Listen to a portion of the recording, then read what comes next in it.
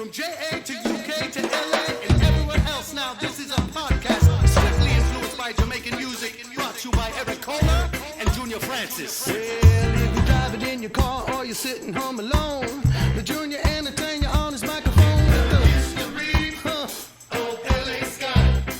Yeah, hear stories from a guest while we all have a blast. From LA to Jamaica, it's in the podcast. The history of LA Ska. Of LA Ska, yeah. It's the history. Yes, it is. Of LA Ska. History of LA Ska, yeah. It's the history. Yes, it is. Of LA Ska. Of LA Ska. It's the history of LA Ska. One more time, yeah. It's the history of LA Ska. Welcome to the History of LA Ska one-on-one sessions. I'm Junor Francis, the host, alongside my good friend here, Eric Kohler. This series celebrates the history of LA Ska and vintage reggae music scene in Southern California and beyond through insightful conversation with modern-day talent and, of course, lots of legend and those who are working tirelessly behind the scene. So whether you listen to podcast series or watch us on YouTube, we want to thank you immensely. Thank you for your support and continue to spread the word. Indeed. Please remember to subscribe. That's very, very, very important. Now, on this episode, we present part one of our celebrating the 90s series with two longtime figures on the Southern California scene.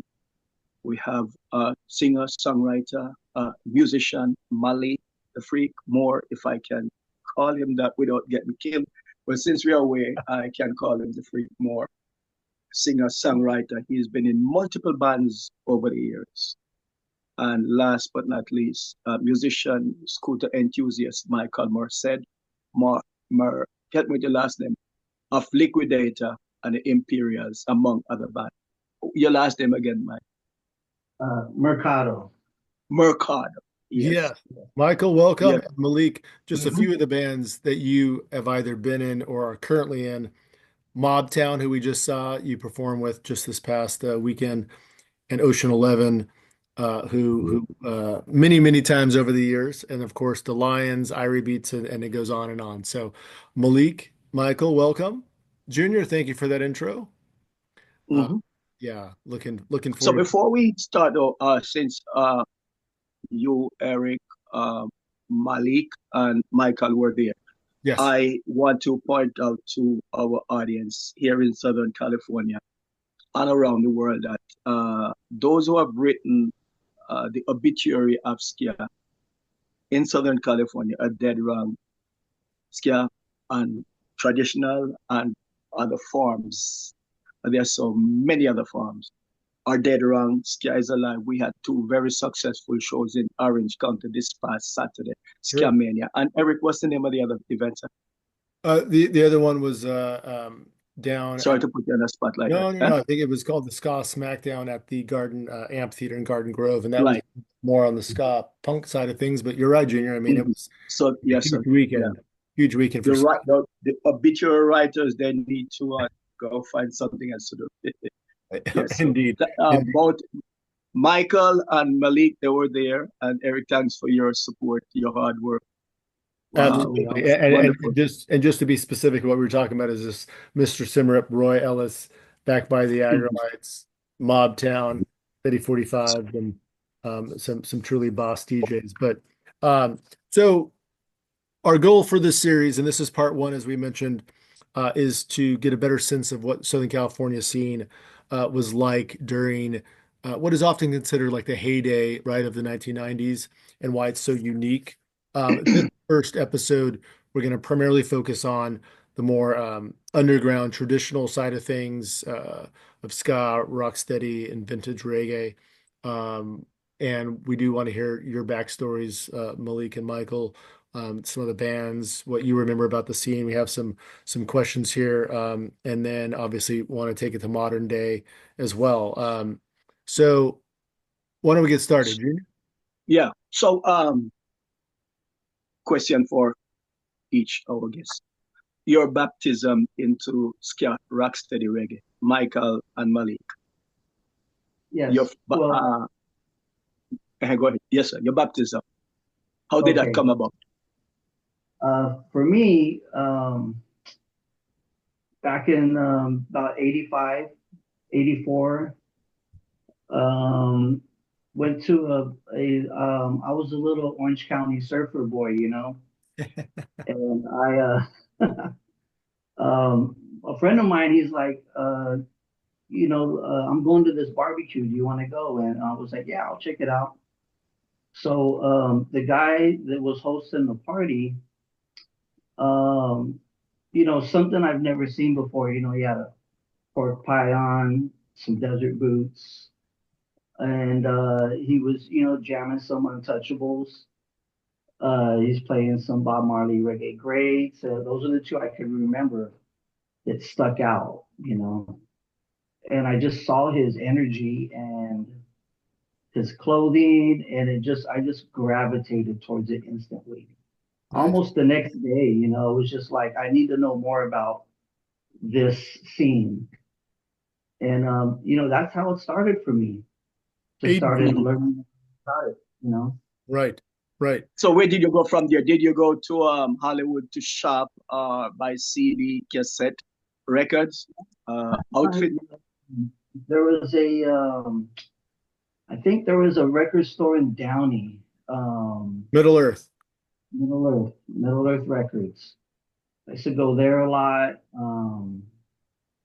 hanging out on Melrose, buy a suit there, already 3-button suit. You can't really find those anymore. Right. A lot of thrift store shopping, back in those days, it was just, yeah, Nice. And that was it. And we're gonna come back and dive a little deeper there in a minute. But Malik, what was your first initial baptism? I had been exposed to, like, there was like a parallel scene that was sort of modish, and I was aware of Fishbone as early as 85, and but outside of that, the 80s, the 80s British stuff, two-tone, etc., but not even connecting those two really. And then Jeffrey Govan, in December of 1992, we were both working at the Fox Hills Mall, and we would open up each of our stores, and I would be in there singing in the morning with whatever I was involved in. A whole different world. Barely even considered myself a singer, but it was a pretty serious world with like the 90s R&B world. But one day he came up to the door and was like, "Hey man, is that you in there singing?" And I go, "Yeah." Our friendship struck, and he started introducing me to like rehearsal tapes and all sorts of things. And we both lived like off of the 33, the 33 bus runs down Venice, near Western. And then fast forward a few years later, he tricked me into coming to sing for Mobtown. He's like, "Yeah, man, come to a jam with me, bro." And he'll be telling me, "You're a natural rude boy. You don't even know you're a natural rude boy." I hadn't been to that, I showed up. They were all expecting me to audition. I thought I was coming to jam. Wow. And, right from there. So it's actually a perfect transition. So Malik, you said that you were singing kind of on the R&B scene. When did you start really playing instruments and singing beyond maybe like, in your house or in the shower or what have you? Well, doing the R&B thing, I had only done it in those situations and still in the shower, somewhat. And I enrolled in some classes at LACC to kind of start a whole different approach and relationship with music in general. And then me and Jeff got back on to a day-to-day communication level. Okay. He had referred me to that school years before, and we had like a gap of a year where we didn't talk, and turned out record deals and all that. But so it took me a long time to, learn and try to get, acclimated to being an actual musician and study and become a songwriter, regardless of having some initial talent. I had to, it took a little while before, yeah. But I started as soon as I could do anything, I just would get out there and just give it a go, Right. So your first band was Mobtown. My first band was Mobtown. Mm-hmm. Now, how long you stay with them? I stayed with Mobtown a good amount of 3 years, pretty much. A good amount of like about 3 years initially. Mm-hmm. Had a little bit of that, and then came back. Were you with Ocean 11 at one point as well? Yeah, my first Mobtown was at the Montebello Ballroom. Okay, and it was huge, and that was a I had no idea what I was walking into, and also fell in love. But and then after that, I ended up moving to Long Beach. Robert Sotelo came up to me and said, "Hey, man, he was starting Irie Beats, and student and just a grinder, and he was very cool." Yeah. I said, yeah, and we did that. Our first show, I think it was at the Alligator Lounge, and we were opening up for Mobtown. And Persephone was in the audience that night, and she asked me if I was interested in that, and I said, yeah. So there was a good time period where I was in all three. And we have a question. And if there was a fourth band in need of a vocalist, they would have of course acknowledged you and perhaps recruited you. But I think a story worth sharing when Derek Morgan was performing at Reggae on the Mountain, and I may have told Eric, and I know for sure I told Malik this. So, of course, he has vision impairment. So when Alec hit some notes at Reggae on the Mountain, Derek said, "Go and call Junior." He wants to know who is that doing that. Oh, Malik, that's when you were there with the Lions, right? Yes, but he said, no, I need to know who this guy is. Unfortunately, he wasn't able to come outside and check you because he can't see. So I'm saying that to say that if it was a fourth band or a fifth band, Malik, they would have recommended and recruited you. Indeed. Yes, sir. And Malik, we have some questions about this in a minute, but Michael, so let's go to you. So, so you were exposed to the music. Your baptism was around 85. Take us through now when you started becoming a musician, right? Your journey. Yeah. Well, the band, the idea came a guy named Thomas Zambrano. I know you guys are aware of that name from the Donkey Show. Mm-hmm. It was Thomas and our female singer, Remy McCoy. They used to go to high school together. And they were like wanting to start a band. So how I got into it was we were, I would see them in the social scene. Knott's Berry Farm, we go to Cloud 9. There's another dance club, underage dance club called the Kingdom of the Dancing Stallions. And, it was like new wave, ska, punk, just a whole collaboration of, the people in the 80s.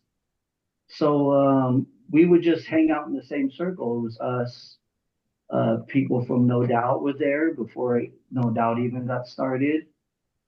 And just talks, and I happened to play guitar.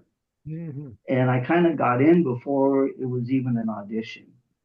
Kind of like it was just talks. Every time we would go out, we would talk about a make-believe band. And we didn't have the name Liquidator yet. And soon we got more members, and we had enough to start practicing. Wow. So I offered up my garage. So we were practicing. Maybe a few months later, we had a first show. It was us and No Doubt. I believe that was No Doubt's first house party as well. And you played And what instrument? I played guitar. Guitar. Okay, right. But if I'm not mistaken, you play the drum as well, right? No, Or guitar? yeah, Oh, just okay. the guitar. And yeah, you know, it grew from there. In Orange County back in the early '80s, it was Liquidator and No Doubt and the Skeletones pretty much dominated the mid '80s in Orange County. You know, Right. So you all were predominantly Orange County based. yeah, Okay. yeah, Got it. pretty much. Yeah. We did do shows out in LA County, but pretty much Orange County based for sure. And if you had to, because there could be a number of folks who are not familiar with Liquidator, describe what the band was like, the specific sound and feel. More like two-tone. We definitely two-tone influence. Back in the mid '80s, not a lot of bands were playing traditional at that time. So, you know, our influence was Fishbone, you know, No Doubt came out with a little funk, probably Fishbone influence. Sure. We were predominantly based ourselves on the English sound, you know, Specials, Selector, Madness, Right. things like that. And covers, originals, you know, pretty much. And how many years the band stayed around?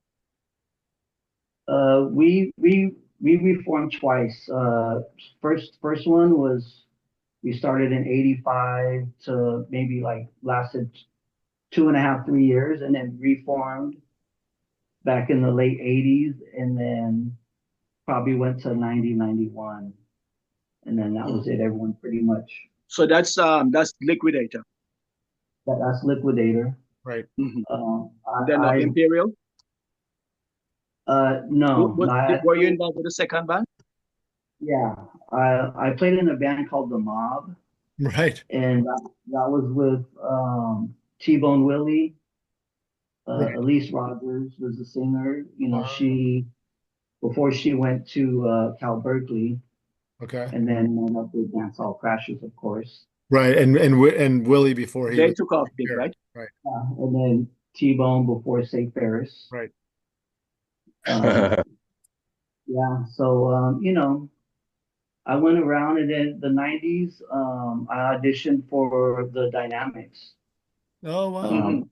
Played with the Dynamics for a few months, kind of like just a fill-in, you know. And then Min, he was their regular guitar player. Right. He, Yeah. you know, when Ted Morris was in the band as well. Yeah. Cool. Yep. That's right. When Min was ready to start playing again, you know, that was kind of like, so I basically just went in there to fill in, and that was my last time being on stage. Oh wow. So Okay. was that by choice? You decide to move on to other things? Was it by choice? Yeah, yes and no. I started going to college for fashion design, and just kind of, you know, always played guitar, but just at home. And yeah, I just kind of went on to do different things. I did fill in with a few projects that never went anywhere. So any regrets that you didn't join any of the bands that you could have joined in retrospect, looking back now? Or you're comfortable where you are? I think everything happens for a reason, you know, and do I wish I would have played more? I mean, who knows, you know? Right. I'm happy with the way that everything turned out. I would love to start playing again, and you know, you just have to stay ready. Right. Right. No, good answer. Michael, I like that.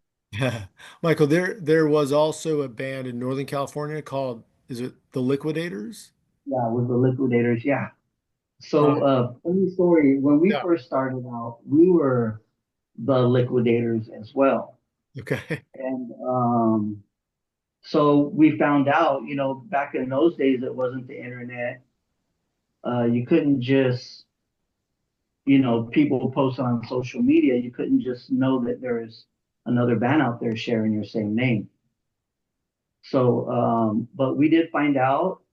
We had a little meeting, and we're like, our singer Remy, she said, yeah, there's another band up north called the Liquidators as well. And we didn't really want to change our name. So we kind of like just took out the. Right. And we're like, just like the song, let's just be Liquid. Right. Just like right. Right. And also different Liquidator than the record label from over in Europe. Yeah, absolutely. Right. Michael, question for you, and Malik, you can jump in here as well, though. So, if you talk about, bands like Liquidator and so from in 96-ish, right? 96, 97, there are a number of bands, I guess 95, 96, 97, number of bands that popped up. That's when bands like Skeletones, Donkey Show, Let's Go Bowling, No Doubt, a lot of those bands started forming. And shortly after that, your band. There's a number of bands, most of which, to be honest, I've seen on flyers or hear people talk about. I'd never had a chance to see them, but a number of bands that were around from like the late 80s to early 90s.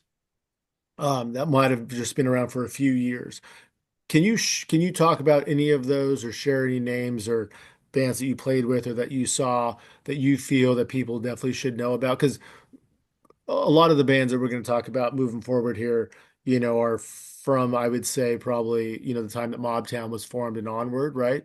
But Yeah. there seems to be like this period of lesser known bands, right? During that kind of, I don't want to say forgotten time period, but like, those few years at the end of the 80s, early 90s. For me, I could remember the first time I saw Hepcat on stage. Mm-hmm. Blew my mind. Just their energy, the style of reggae they were playing. And I immediately went back to our band practice, and I was like, the scene is changing. It's not really two-tone anymore. We need to start adapting to what's now. Unfortunately, that was kind of our, towards the last of what we were doing. But I was just amazed by the early 90s, seeing C-Spot, Dynamics, Allingtons, all those bands, that they took on the traditional style, which I grew up listening to and which I adored, as well as two-tone. Right. But I was just amazed on how the LA scene took over that genre and ran with it. Mm-hmm. Right. So back then in Orange County was a slightly different style, right? Yeah.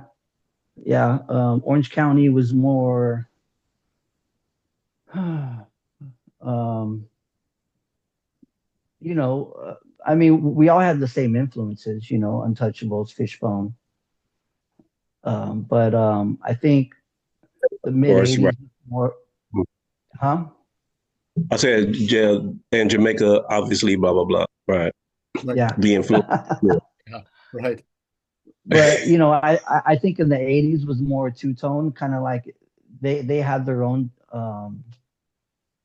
genre, and then the 90s kind of became a different style, and then the 2000s and so on. Right. When I came into the, let's see, I know the Skeletones for sure were in existence because Kip and I met my first Mobtown show. Nice. Yeah. And there were a few people, and over the first year or so, I started to become aware of the distinction and style focus in between the regions, Right. and their term, traditional ska scene. Traditional ska was almost like a micro genre amongst the Southern California bands. True. And that was concentrated in the LA area and East LA particularly, you know, like Bell Gardens. Bell Gardens even more particular. You know, there's so many roots of a bunch of these guys, you know. And it took me a while to understand what the significance of that. But yeah, I remember that. Mm-hmm. Mm-hmm. And then fast forwarding. The traditional, and then there was a term ska core, right? Mm-hmm. Remember that? Yeah. Remember that term? Yeah. Which you guys were. Ska core was like another micro genre. Oh, yeah, they're larger than life. Mm-hmm. I think no doubt ended up fairly or not fairly ended up becoming like associated as a titan of that, you know, of that label. Ska punk, yeah. Right. Mm-hmm. Right. Yeah. Junior, I wanted to ask Malik, you know, you've been referred to as one of the most underrated and perhaps one of the most soulful voices in the genre. I'm sort of reiterating what I was saying earlier. And, you know, Derek Morgan even wanted to know who you were. And he was there for all day because he came early to check out what was happening. He didn't ask about anybody else. He just wanted to know about Malik. So who were some of your inspiration, whether it's domestically or internationally? Who some of the singers who influence your style, Malik? Quite a few, for sure. I was still kind of an emulator when I joined Mobtown. You know, I later took, you know, some schooling and a lot of work to become my own sound or self. But I think, there's a bunch, my brother. Stevie is a main one. Mm. Stevie Wonder, of course, you know. I would always love Michael Jackson, his voice. And but then it'll go to like random guys like the lead singer of, what is his name, Sugarfoot of Ohio Players. Just almost too many to name, but I think Stevie, maybe not my main influence, maybe. You know? Yeah. But I know Stevie, Michael, and whoever else has shown up. Was there? So when did you come into your own voice? At what point in time say, "This is Malik, this is my sound, this is the sound I'm going to stay with"? One thing that made me approach the schooling so it kind of intensely for a stretch of time was I did notice that I appreciated all these influences that I had, even not just as singing, but even genres or whatever. So I just wanted to be able to articulate my influences while making my own thing. And I think that started to really come together around 2007 or so. Wow. Like really come. Been a while. Mm-hmm. Or able to be functional, but I think it really started to hit home. I think it's even like still kind of meshing right now. Mm-hmm. Oh, it's a work in progress. Right. But Malik, were there any singers from the scene that in the early days influenced you? Or inspired you? Well, anyone that I would see active. Yeah. Well, I mean, a bunch of them would inspire me, if nothing else, with the showmanship or something, you know. Now, vocally, we're probably all influenced by a bunch of the same people, you know. And then once I started getting into the catalog from like Studio One and Trojan and all these guys, that blew my mind, you know. I had no idea that there was that many singers cut from the same cloth, and that made more sense to me what my brother Jeff had been trying to tell me, and I'm seeing the style, and so but I'm pretty sure a bunch of us were probably doing the same thing, and even a lot of Jamaican singers probably had similar, back in the days, just the old school classic soul guys. Yeah, I know. Yeah. Oh yes. Oh yes. Yeah. Very true. Yeah, Malik. So Malik, was there any opportunity for you to record with any of the groups or as a solo? Did you turn down any opportunity? Because I think your voice is amazing, and I'm still not sure why you haven't had a star on Hollywood Boulevard, a big record contract. Perhaps you can shed some light, or you want to tell me off the microphone. Well, one time Eric told me across the street from the Troubadour, I don't know if you remember this, Eric. I said, one day I'm going to save that for a bio. He called me LA's best kept secret. That was funny. All right. Are we still saying that now? No secret, Malik. You and I met when you were in Mobtown, and our good friend Sean Heidkemper and myself, and we had the greatest time, working really closely with you for a few years, and obviously we've stayed in touch and worked through various groups, and then when Sean and I got to work closely and manage the Lions, it was a treat when you were part of that collective, and shout out to the Lions crew. But no, you do have a voice of gold, and my question for you, Malik, is also, how do you balance, and how did you balance, right, the various groups? And were there times where you were doing multiple sets in one night, and did it ever become overwhelming?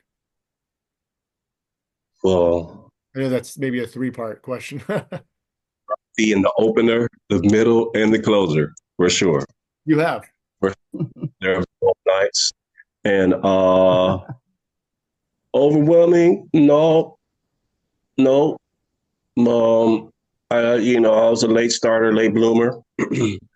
And I had a notion, to speak to Junior's question, to, most of the bands I was, joining, and even though I was a founding member, well, not a founding member, but an original member of, say, like Irie Beats or Irie Beats, and then also the Rhythm Doctors,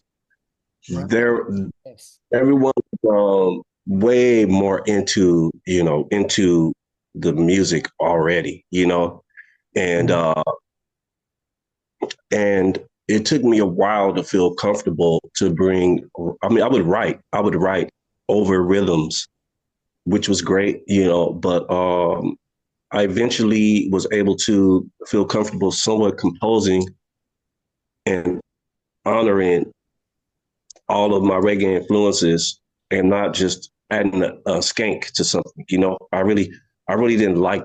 I never liked that approach. When I heard it, I always thought people would be cheating when they would just write a song and try to add an upbeat to it, and maybe some eighth notes in the bass line, And so eventually that stuff sort of started to manifest within the Bullets, and then even more so with the project that COVID just kind of kicked in the balls, excuse my language, the Freqtones. Yes. And yeah, but so, after all those years, though, I really had it in my body, and I was feeling really confident and competent as a, composer and writer, and with that music, and cover the range of styles that, had influenced me, like, naturally, So I still look forward to doing that. And there's some things on the table right now that, we'll see that, should be, with work and circumstances, but I'm confident about some of that stuff surfacing this year. Nice. Well, we look forward to that. Mike, were you going to, did I hear Mike? Oh, no, not. Oh, So, the rightness of place, the rightness of time. If you're in Jamaica, Malik, you'd have a catalog as extensive as perhaps any other singers, Beats, Sanchez, Luciano. But sometimes geography is just not our friend. Sometimes geography is not our friend. Well said, brother. You're well said. Mm. And there were conversations to mention, you know. I was thankful though. I did end up singing with Derek Mark. I ended up singing with him. And there and a bunch of these bros and I got a lot of affirmation, you know, a lot of affirmation that yeah. Yeah. And very well deserved. So so let's talk a little bit more about the scene. And when we say this, you know, largely about the 90s, but what surprised Michael, let's start with you. What surprised you the most about the scene when you first started going to some shows? I know you mentioned obviously the I think you mentioned the pork pie hat, and you mentioned some of that. Yeah. Like dive a little deeper if you would on some of this. For me, what I loved about the scene back in those days is scooters. Like you would see a rally, a scooter rally at almost every show. Wow. And you would see a line of scooters in front. And were they typically really well organized or impromptu? Pretty well organized. You know, it was always set up. You know, there was a scooter club back in the 80s called Club Impact. And they used to promote a lot of shows as well at Fender's Ballroom in Long Beach. Yeah. Things like that. Couple of venues in LA, kind of like, can't really think of the names right now, but yeah, you know, that struck out to me the most. And what else struck out to me was just everyone was dressed. You know, everyone was like in a suit, trench coat with buttons. Everyone came dressed, ready to have fun. And that's another thing that I fell in love with about the scene. Wow. Right. Definitely stood out to me if you don't mind. But no. Go ahead. The approach of the community to like, you know, the approach of the community to, you know, was always super impressive to me. You know, I'm saying these kids, and now a lot of them are adults. I've seen people grow up, and it's another thing that I really appreciate about this community. You know, I've seen people that were like, you know, could only come to all ages shows, and now have kids, and it's so cool. And right. Yeah, like, you know, some people I forget it's almost not even about the music. We're just friends / fam, you know. That's really, but yeah, the sharpness, the seriousness about it. Like the rude girls, I won't mention any names, but some of these rude girls, they would approach girls who were like posers. You know, you couldn't be a poser. You remember that stuff, Mike? Yeah. They would have fight. They would fight with you if you came faking the funk with your right. That's true. Since the both of you have been active over the years, how do you compare back then with now? And just a broad, general question that you can take either way. And we can use this past Saturday night as a contemporary night in comparison to the 90s. Okay, one thing that is consistent is the sharpness. That's for sure. Okay, people come up to feel good, look good, and you know, and see the good. Right. I think Mike is on the good number one on the men's good look. Good. I always try to represent, you know, just come correct. What Malik, sorry to rudely drop you. Go ahead, man. Complete the thought, Mike. Malik. Oh, Malik, were you finished, or you can please complete? Excuse me. I wasn't hearing so clearly. So as far as in comparison, yes, sir. That one thing was is consistent every time. And well, when with such personnel as of Saturday, like the music, the bands just keep getting better. Oh my goodness. They're on another level. I agree. Right. Yeah. On another level. You know, what I love from then to now is that, you know, like Malik said, you know, like we were in the scene when we were kids and now we're adults. And it's almost like you go to a show and it's like a family reunion, you know, it's like you can't wait to get to a show, like just the intensity of it, you know, kind of like for me personally, it gives me that memory of that feeling of being a kid, you know, and just having fun. And then you see people that you haven't seen in a while because now we're adults and everyone has their own lives. But, you know, a show, you know, give thanks to Junior and Eric because you guys are a big part of keeping the scene alive, you know? And I give thanks to that for sure. Right. You know, and to address one small point that you made, Malik, musicianship. Roy Ellis refused to work with any other band in America but Aggrolites. And the Pioneers are requesting that Steady 45 become their backing band whenever they play. So we have to really and truly give thanks and credit to the Southern California musician for the years of discipline and hard work that they've put into this. All of the bros from down there, bro, who come here, starting from around 2007, that Legend show at the Henry Fonda Theater. Fonda? Yeah, 2006. 2006. Okay. Yeah. There are a couple of marathon rehearsals at Joy Altruda's studio. Let me get a little visual here. This was the first one. Yeah. Yes, indeed. Yeah. Carry on. Yes. Joey Altruda rehearsals. I remember that well. Yeah. So, you know, those were long rehearsal days. And then, you know, the bros would come in and, you know, so it was intense. It was pressure. It was very, you know, concentrated. However, the reaction of the singers and legends, that, you know, the reaction to them, because many had either not been in the States for a while or in California for in some cases at that point. Yeah. And the meticulous nature that this community, the meticulous way that they approached the old school stuff was like a treat to the. Yes. And everywhere I've been so far. Unseen anywhere else but Southern California.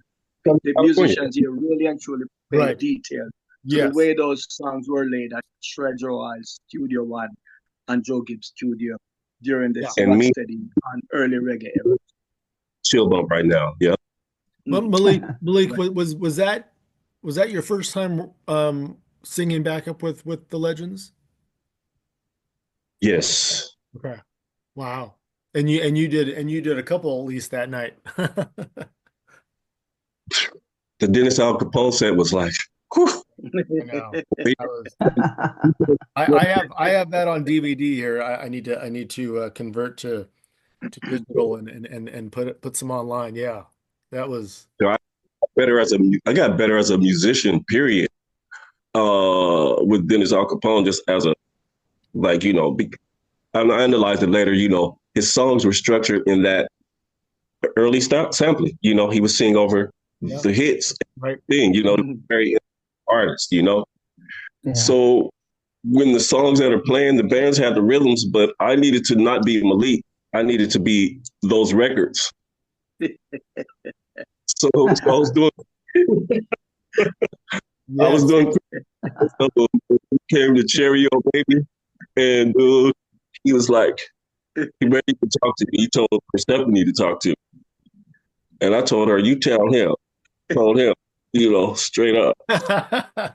Wait, so you had to, within that set, you had to play the role of multiple Jamaican crooners. Wow. And you top level too. Top level, pressure, top crooner. Coming from, you know. And and we got to the show the next day, the next day, and it was going good. When that song came on, and I guess I did okay.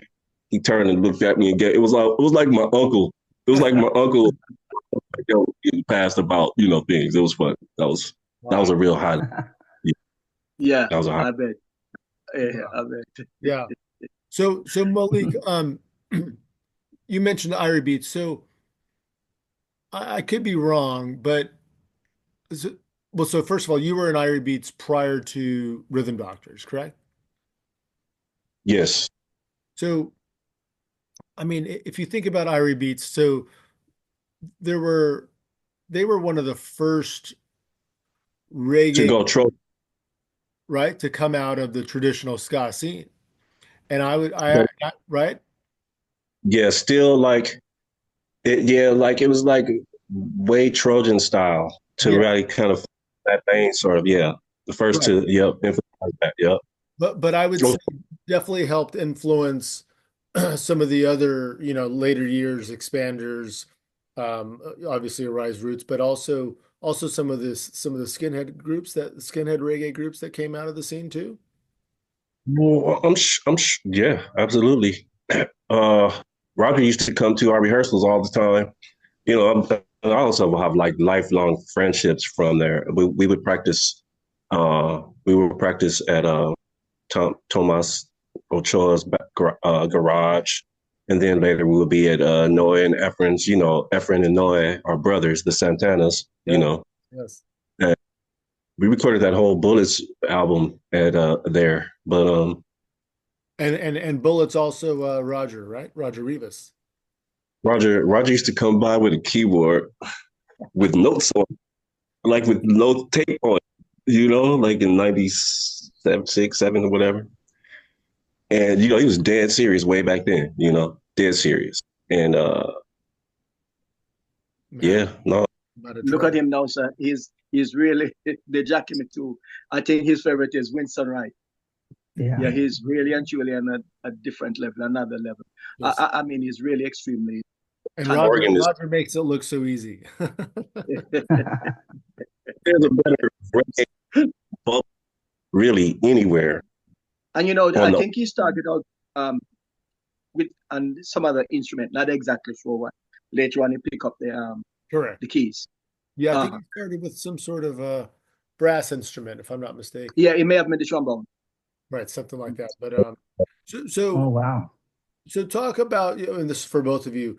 Since we touched on it, there were a number and still are with the Aggrolites, but the skinhead reggae groups that came out of the scene, Rhythm Doctors, Malik, Mark Kwan, talk about another genius on the organ. But Rhythm Doctors, Sand Dollars, Dynamic Pressure, right? Vessels. I mean, so those are just a few. Both of you touch on maybe, I don't know, some of the times that you saw them, or Malik, your experience playing with Rhythm Doctors. I met them one night. We were playing at a campaign, a promotion that Luis would throw in Long Beach, and gosh darn it, Eddie Beat, Luis, shout out. I won't charge you for this. No, I'm very, very. Luis did a lot. Obviously, everyone knows that. Luis held it. Yes. But we walk into the thing, and I see this dude with this his Bruce Lee shirt, a little afro, and just on the B3. I tripped off of it, and we ended up meeting, and that was the Rhythm Doctors. And shortly after that, Mark came over to my house. But anyway, Mark, a very talented musician, very talented guy. There's other things. We still talk, but my experience with them was awesome. I mean, Corey Horn, right, and Brian Dixon. Brian Dixon, yeah. I know Brian. There was Brian playing? No. Well, they were I think the Aggrolites, I won't go into too much detail about this. That's for other interviews, I guess. But the Aggrolites and the Rhythm Doctors are from the same nebula, you know. Mm-hmm. Yeah. True. So Yeah. research that. Right. Did you, Malik, were you with the Rhythm Doctors when they backed Prince Buster at Sierra Nevada World Music Festival? Mm-hmm. Yeah, the first time. That was pretty magical. Did you sing backup? I did, but then I don't think I got on stage with him. Okay. Yeah, I did. No, we didn't play. I ended up only singing backgrounds with Prince Buster. Oh, okay. No. Okay. Got it. Right. Right. It's a cool picture. I sat in a band with Prince Buster watching Steel Pulse play from the back. And he's just chilling and just breaking down. He's just breaking down all of this history. That was right. I can imagine. And that, about these dudes, he remembers a lot of these guys being kids. You know, like he was like first. Yeah. Michael, what do you remember about the some of the skinhead reggae groups that were coming out on the scene? You know, I just remember, you know, just watching them on stage and, you know, just being starstruck. I would just stare at the guitar, you know, and just the rhythm section, you know, it was just how they replicate it so well, you know, from the 60s. Yeah, you know, it was just a sight to see, you know. Yeah. And yeah.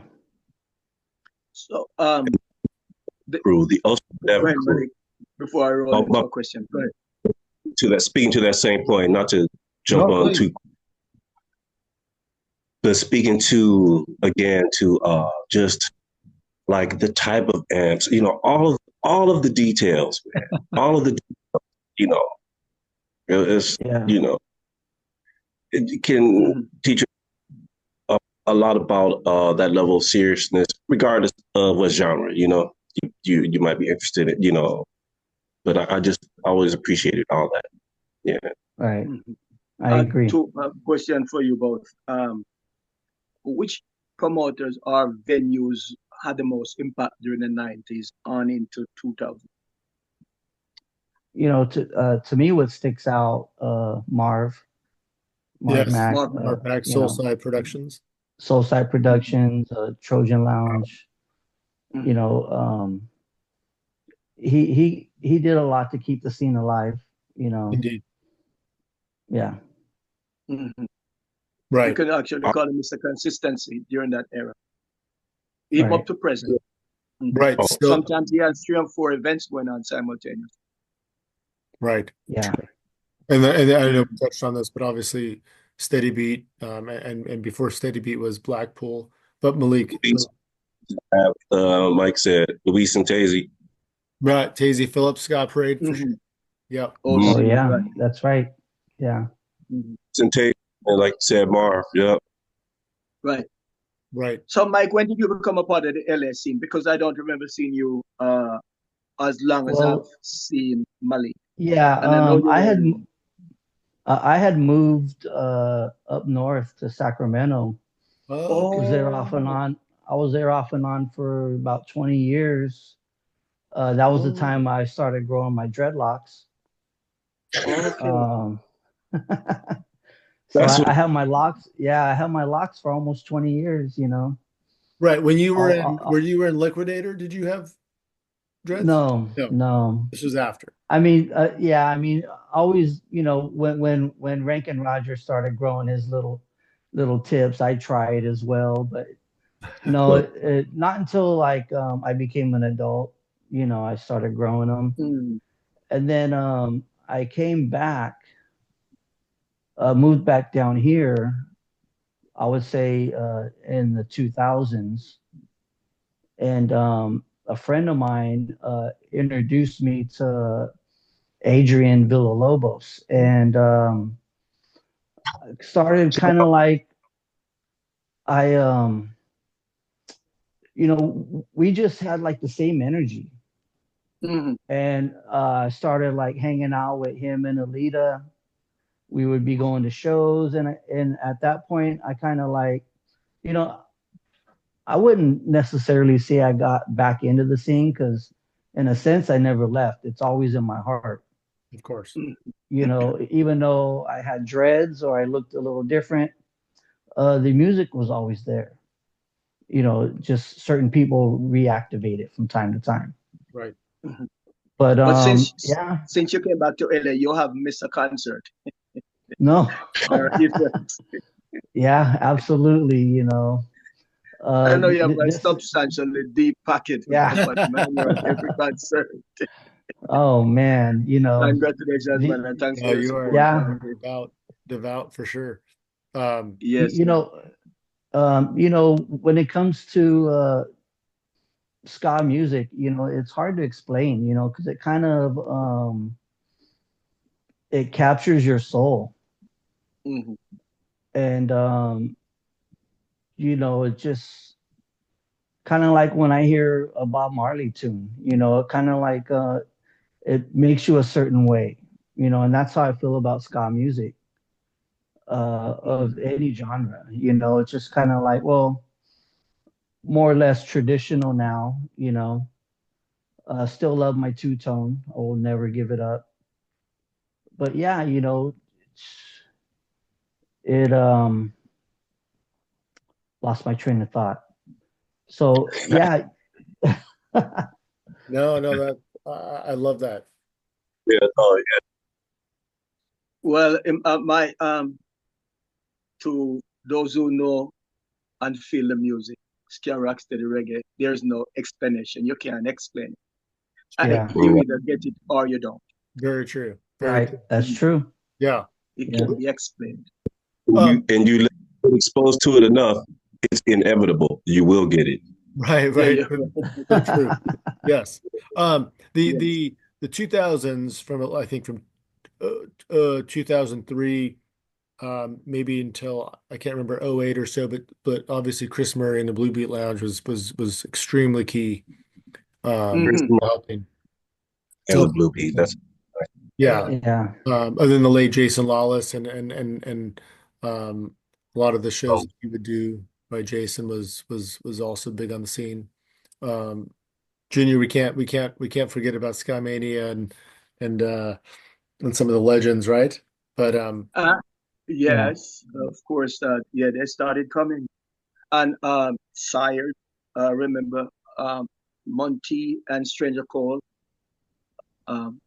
Stranger Cole was very instrumental. He told me, just book his passage and say, "You're in business. We don't need anything else." yes. And thanks to Sire, he created ideal condition for me to start doing Ska Mania at Las Lobos. As a matter of fact, he said, you have something good going, and so you need to brand it. Like the brand Coca-Cola. Right. The brand Pepsi. I'm saying, what is he talking about? Yeah.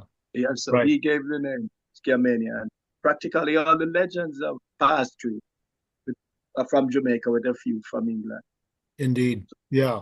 Yeah. The what Michael and Malik, what ska punk groups that were not part of the traditional scene would you say were accepted the most and the easiest by the traditional scene when there would, because a lot like Daryl from Stiff Dog, right? Daryl Rubio would promote shows that would blend them. Tazy would as well sometimes, but were there certain ska punk bands that would be accepted more easily? Yeah. Go ahead. Well, there might be names I'm missing, but quick to my brain, the Skeletons pop out. Yes. Right. Yeah. I believe it. For me, there was a band called the Knuckle Brothers. Oh yes. Right. And they kind of came in and out, but my fellow bandmate from the Liquidators, he ended up playing bass for them for a little while. Oh, nice. Who else? Uh, And I remember like there was a band called Starpool. Yes, right. T-Bone Willie, Brian, the Alan Mead. He ended up singing with No Doubt after John passed. Oh, wow. Okay. A few musicians from Say Ferris, they kind of Right. started a band called Starpool. I remember that. And, Yeah. they were amazing, to me. Yeah, follow a lot that I wasn't necessarily around, and again, whatever else I had going on, I was in school and a whole bunch of other things, but I do remember always having a good time whenever we would play with, that would be fusing the audiences, so to speak. But Skeletones, Skank and Pickle, Yes. Ferris, my brand, I always really enjoyed those matchups, and the crowd, and there was always like more of an extension as opposed to bringing together. Yeah. Right. And oh, go ahead. Yeah. Before we move on, I think I should also mention toward the acclaimed visionary Tom and Boss Harmony. They brought quite a few legends. Yes, at the Dub Club. Absolutely. Yes, right. Quite a few. Yeah. Yes. I remember Vernon Matron. Major. Yeah, was one of the first legend when they moved downstairs. Right. And, yeah. a couple other artists came from Sierra Nevada World Music Festival. Right. Yeah, so and definitely well worth mentioning. Tom and Bassa. Yeah. As well as Wally and Mark and Angel City, and they would right. Sometimes credit must be given where it's due. Right. Yeah. Yes, sir. Indeed. What I was going to say, just spinning off of the last question, was so in the mid to late 90s, there was clearly a ska boom, more so on the ska pop and ska punk side of things, right? I mean, you had No Doubt starting to blow up, Sublime, getting radio play, Rancid, Mighty Mighty Boss Tones, Real Big Fish, Goldfinger, Say Ferris. Yeah. What was your take when you would, turn on the radio, turn on MTV, and you'd see some of these bands? Did you see it? Actually, two-part. What did you think of it then? And now looking back, what are your thoughts about it? To me, I thought it was great. I just looked at friends, fellow friends, Right. that you would see, and they followed their dream. Right. They made it. So I thought it was awesome. And yeah, go From ahead. your no, I'm sorry, but then you probably Long Beach is in between, like OC and East LA or whatever LA. Yeah. Right. You even mentioned your first show was with No Doubts, right? Something like that. Then you say Yeah. Yeah. Our first house party. No, First some. Go ahead, man. No, that's cool. That's funny. No, some purists thought that the takeoff of Orange County ska corrupted ska to the point where everything was called ska. Anything with a ska was called ska. Hence, it corroded the scene and corroded everything that was pure about the music. If there's such a word as pure. Is there any truth to that? Yeah.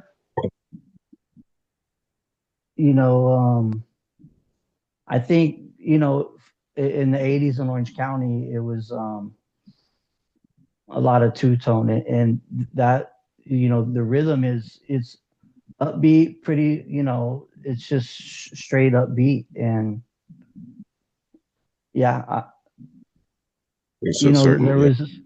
there was this one guitar player that stuck out to me.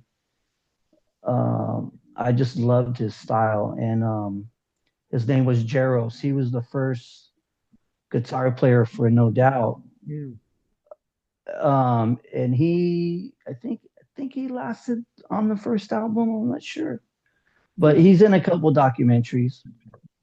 And I used to love his style because back in those days, No Doubt was two-tone. Right. They didn't have an ounce of funk into them, honestly, until Tony came in the picture. I think, in my opinion, Tony kind of gave him that funk. Yeah. Yeah. Incredible bass player. Right. But to answer your question, Junior, I was hanging out with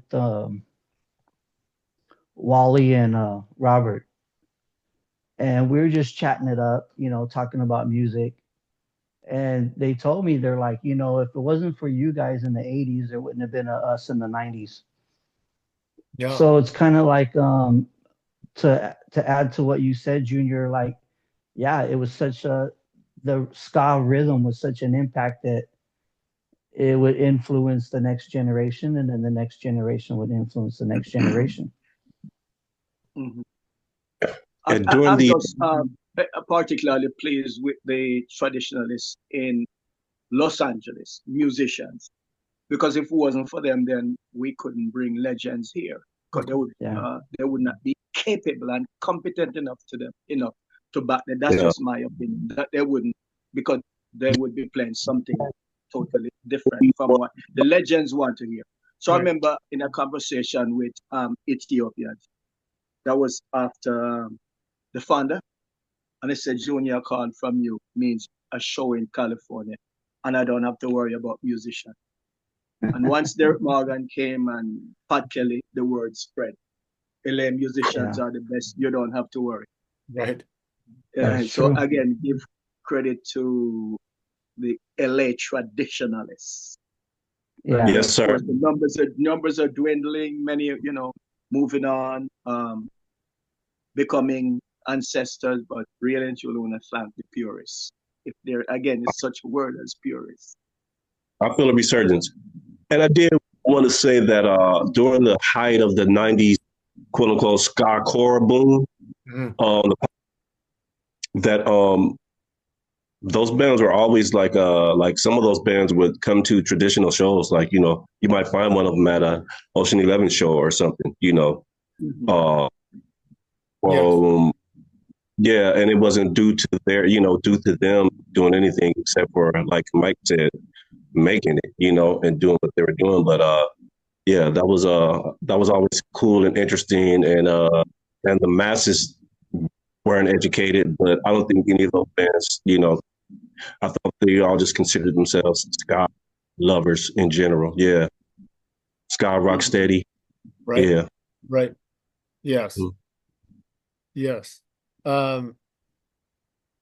Anything else stick out before we near the end of this conversation? Anything else stand out that you feel should be talked about that really made, or I shouldn't say past tense, makes the scene so unique, and why people love to talk about it, and why the legends love to come here, and anything else that you guys want to share? I want to say, oh, go ahead, Mike.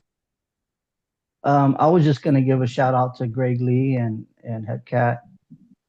To me, they were the foundation, kind of like, other bands fed off of them, I believe, and, just Greg as a person, he's just so humble.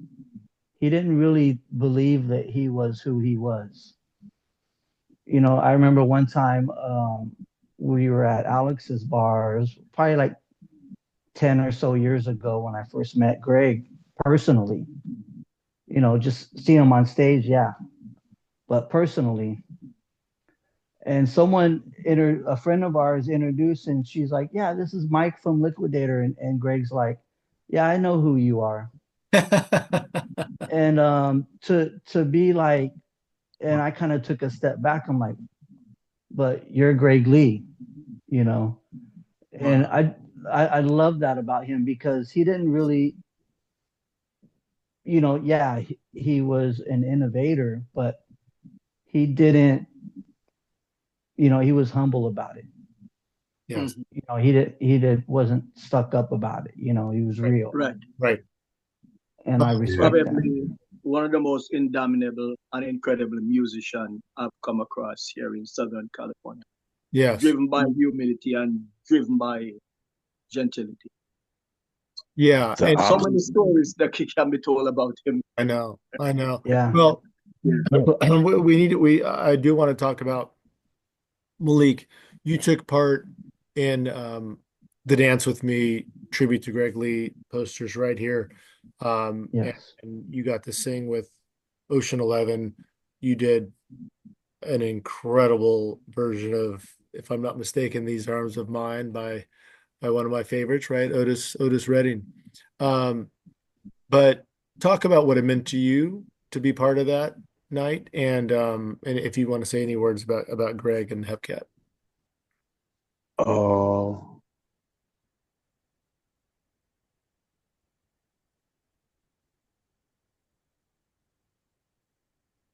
It was like well,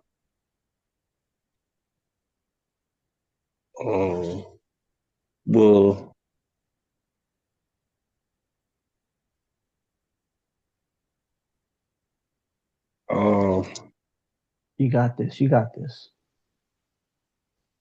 yeah.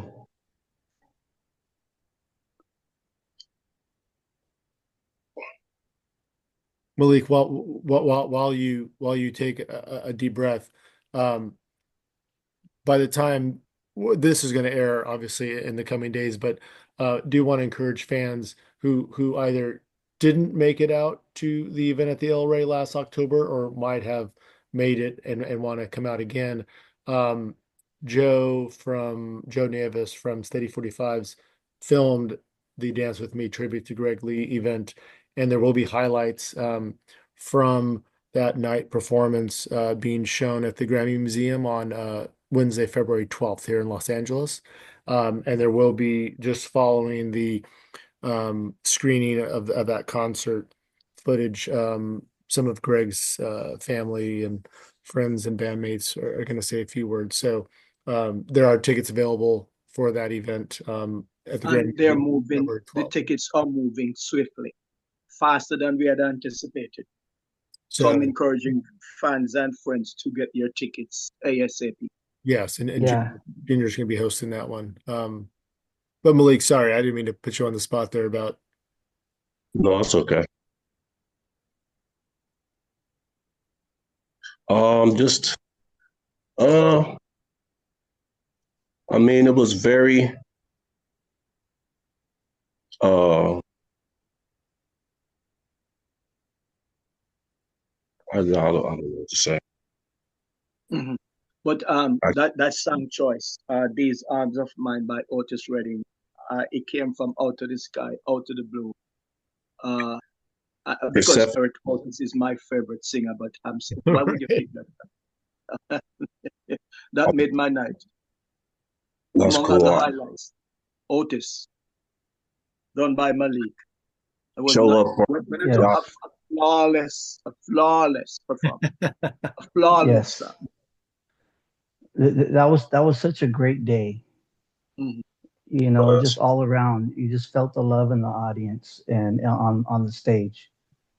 Yeah, everybody showed up to represent. Yeah. And Greg was just yeah, man. Yeah. I agree. I agree. It's true. Yeah. These Arms of Mine. I know. If I could add one more. On a lighter note, why did you pick that song? Well, I've done that song twice only, both at that venue, and it was. There were a couple of other things considered, Right. and quite other couple of songs, like song choices. Mm-hmm. I don't think I would have been able to get through them. think I might have been overly emotional if it was something overtly. And he he was a real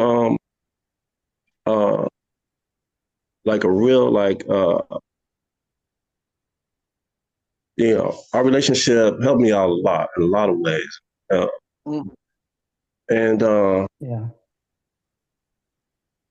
and I know for sure that I've gotten a little bit better just in every, as far as it relates to music. And some of that does transfer into life due to just a certain things, certain dynamics, and the encouragement. And the encouragement, and there are certain parallels, and this it's like kindredship, etc. And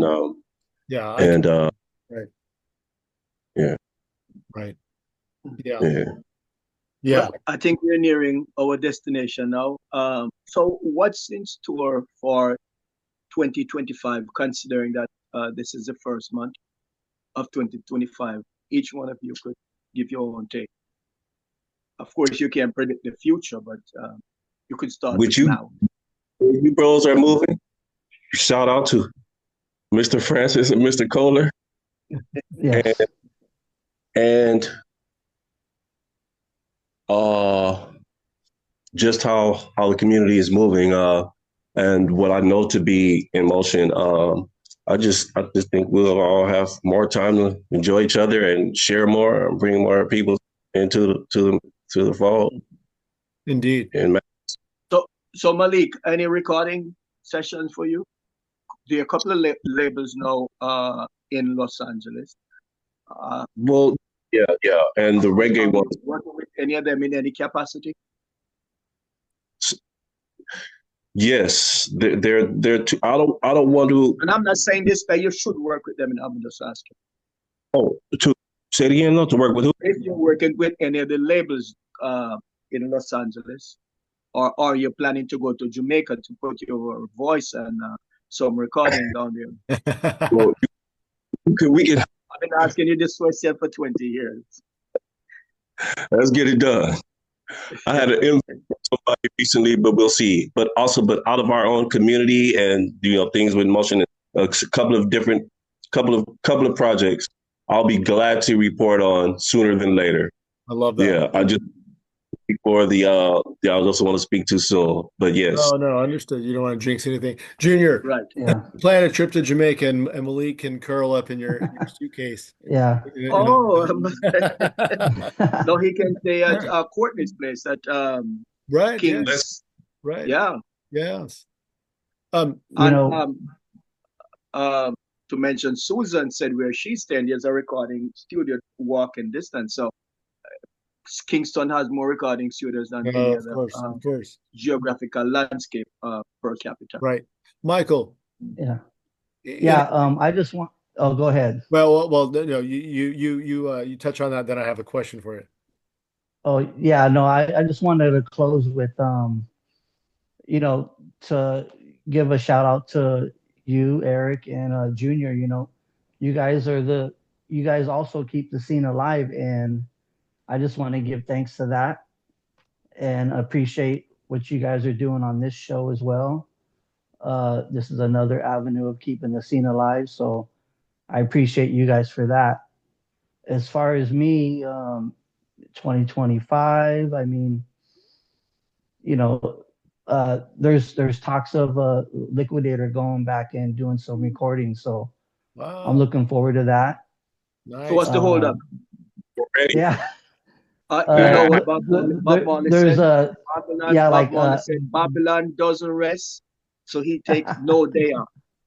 Right. Yeah, half the members live out of state, so there's talks. Okay. We have to. I'm trying to get people to fly down here and just to do some recordings, and then they can go back home, and then we'll see what happens after that. Right. Yeah. Amazing. I'm gonna say, shout out History of LA Ska, shout out Steady Beat, and Soulside Productions, and let's keep it popping, you guys. Yes. Yes. Yes. Michael, in a given year, how many? And my girl Nancy. That's right. Yo, yes, let's give Nancy a shout out for sure. Michael, in a given year, how many concerts and club nights are you going to? Because you are a man about town. You're everywhere. You know, I think the in question is 2025, which ones he has gone to. yeah, right.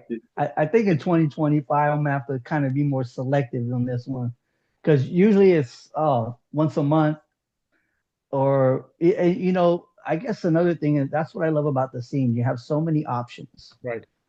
You know, actually, there's something going on every weekend if you want, and Right. that's pretty amazing. You know, True. between all the promoters, you have your options of what you can do. Right. And then, you know, thanks to you and Junior, you guys keep us busy with the big artists. So hopefully I will be at every one. So and I will do Well, I will do a Ska Mania. Yes, more Sky Mania to come, I'm sure. We do want to definitely give a shout out. There are way too many to remember, but the DJs have really helped keep the scene going. Yeah. Our boss selectors and turntablists that are on the scene. Really, I mean, and they're numerous. Right. From the Valley to San Diego. Absolutely. Right. Long Beach to Riverside, all over. So definitely shout out to as they say. I know it's Mila too, in particular, being a part of Scamania from. That's right. It down. Right. Cool, man. Yes. Yeah. But it's true that it truly takes a village. So yeah, it does. Yeah. Well, this has been fun. A little walk and talk down memory lane, and definitely appreciate you guys. Thank you. Yeah, for sure. And but Malik, yes, we look forward to hearing a lot more from you this year, and very, very glad that between oh yeah, look at that. Right. It's been all right. Oh yes, I love that. Yeah. Yes, Nice. But thank you guys for all your contributions to the scene. Yes. Thank you. Thanks for everyone indeed. Please subscribe to this podcast series and to our YouTube channel. Follow us at History of LA Ska and on Instagram, and join our Facebook group. It's very important. A lot of people are joining. This series is produced by Rockery Radio, of course, Mr. Kohler. Yes, indeed. Junior, thank you. Malik, thank you. Michael, you as well. This has been wonderful. And we're gonna leave you with this. Please, everyone, continue to do your part to celebrate and preserve the scene. And come on out, put on your dancing shoes, and enjoy yourself. Until next time, gentlemen, appreciate everything. Take care. Be well. Yes. All right. Take care now. Bye-bye. All right. Bye.